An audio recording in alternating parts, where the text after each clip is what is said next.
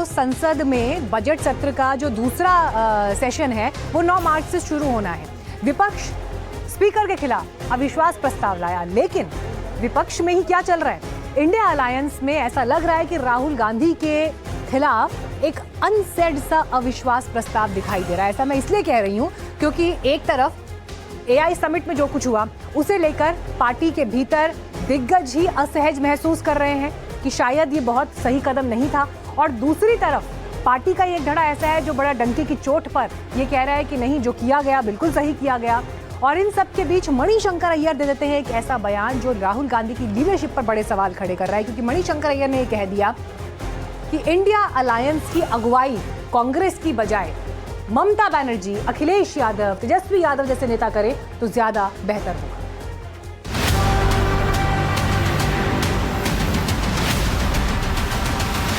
ममता बनर्जी ही इस गठबंधन की नेता है।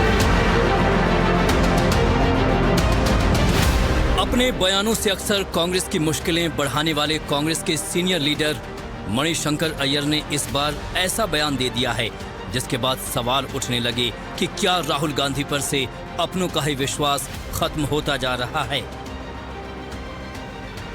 सवाल ये भी कि क्या पार्टी के नेताओं को ही राहुल गांधी अब स्वीकार नहीं है? क्या कांग्रेस के ही नेता नहीं चाहते कि राहुल गांधी इंडिया गठबंधन का नेतृत्व करें? क्या इंडिया गठबंधन के लिए कांग्रेस न निगलते बन रही है न उगलते बन रही है? मणिशंकर अय्यर के एक बयान ने एक साथ कई सवाल खड़े कर दिए हैं। पहले आपको मणिशंकर अय्यर का पूरा बयान सुनाते हैं। ममता दी के बजाय इंडिया अलायंस का आई और एन और डी और आई सब निकल जाएगा, क्योंकि ममता बनर्जी ही इस गठबंधन की नेता है, और साथ साथ और 2-4 लोग हैं जो कि इस पद को हासिल कर सकते हैं। और मैं उम्मीद रखता हूँ कि बजाय राहुल गांधी इसी पद पर रहने की कोशिश करें, किसी और को जो छोटी पार्टियों का है, स्टालिन हो, ममता देवी हो, ममता दीदी हो, ये अखिलेश हो, तेजस्वी हो, और कोई संभाले तो उनके पास ज्यादा टाइम रहेगा चलाने के लिए।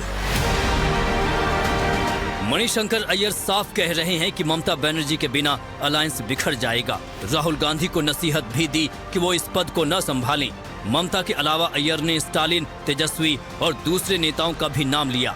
बयान से एकदम साफ है कि राहुल गांधी में अय्यर को ऐसी ताकत नहीं दिखती कि वो इंडिया गठबंधन को संभाल सके। बहरहाल ऐसा नहीं है कि कांग्रेस में सिर्फ अय्यर ही साफ शब्दों में राहुल को आड़े हाथों ले रहे हैं।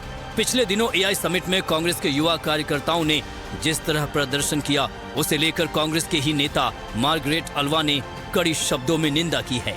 No, I think at international events there has to be dignity, there has to be discipline, and there has to be a sense of responsibility.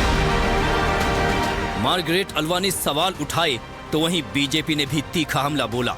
Margaret Alva के बयान का जिक्र करते हुए बीजेपी नेता सुधांशु त्रिवेदी ने कहा कि कांग्रेस की हरकतों की वजह से जनता उन्हें अब धिक्कार रही है। हम ये कहना चाहते हैं कि कांग्रेस पार्टी को अब यह समझना चाहिए कि वो जिस प्रकार के विचारों के हिसाब से चल रहे हैं, जनता तो उनको नकार रही ही है, गठबंधन सहयोगी तो नकार रहे ही हैं। अब उनके पार्टी के अंदर के वरिष्ठ और पुराने नेता भी अब उन्हें नकार रहे हैं और जनता पूरी तरीके से धिक्कार रही है। पिछले दिनों शिवसेना के मुखपत्र सामना में भी कुछ ऐसा लिखा गया जिसने सीधे सीधे राहुल गांधी पर सवाल खड़े कर दिए। सामना में लिखे लेख के मुताबिक अलग अलग राज्यों में गठबंधन के दल एक दूसरे के खिलाफ ही चुनाव लड़ते दिख रहे हैं। इसमें पश्चिम बंगाल में तृणमूल और कांग्रेस आमने सामने हैं, तो वहीं केरल में लेफ्ट और कांग्रेस में भी मुकाबला है। इसके साथ ही महाराष्ट्र में स्थानीय स्तर पर विभाजन से बीजेपी को फायदा हुआ है। संसद का हंगामा अलग है, लेकिन देश में लोगों की सोच बदल रही है। विपक्षी इंडिया गठबंधन को जल्द फैसला करना होगा कि उनका नेतृत्व कौन करेगा, ममता, स्टालिन या कोई तीसरा नेता। नेतृत्व को लेकर ममता और स्टालिन का नाम तो लिया गया, लेकिन राहुल गांधी के नाम का जिक्र तक नहीं किया गया। ऐसे में अब ये सवाल लगातार उठ रहे हैं कि क्या अब तक एनडीए के तीखे निशाने पर रहने वाले राहुल गांधी के खिलाफ उनकी ही पार्टी में विरोध के सुर उठने लगे हैं? क्या राहुल को लेकर विपक्षी गठबंधन के नेता भी अब खिलाफत के मूड में हैं? बहरहाल जिस तरह राहुल को लेकर विरोध के सुर उठ रहे हैं, उससे आने वाले दिनों में सियासत एक नई मोड़ जरूर लेगी। Bureau report, NDTV India. ऐसा नहीं है कि पहली बार अपनों ने राहुल गांधी पर सवाल उठाए हों। मणिशंकर ने इससे पहले कहा था कि मैं गांधीवादी हूं, नेहरूवादी हूं, राजीववादी हूं, लेकिन मैं राहुलवादी नहीं हूं। इंडिया गठबंधन की कमान ममता, स्टालिन या अखिलेश को संभालने देनी चाहिए। फरवरी 2026 में ही नवजोत कौर सिद्धू ने कहा कि राहुल गांधी को ये तक नहीं पता कि उनके अंडर क्या चल रहा है। राहुल गांधी जिस कुर्सी पर हैं वो उस कुर्सी के लायक नहीं है। शकील अहमद ने जनवरी 2026 में कहा कि राहुल गांधी जवाबदेही से बचते हैं।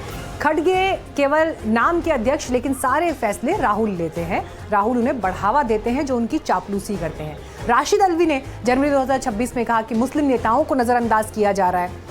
इसके अलावा और भी कुछ नेता हैं जिन्होंने इस तरह के बयान दिए हैं जो राहुल गांधी के लिए एक मुश्किल कम से कम कांग्रेस पार्टी के भीतर जरूर खड़ी करते हैं।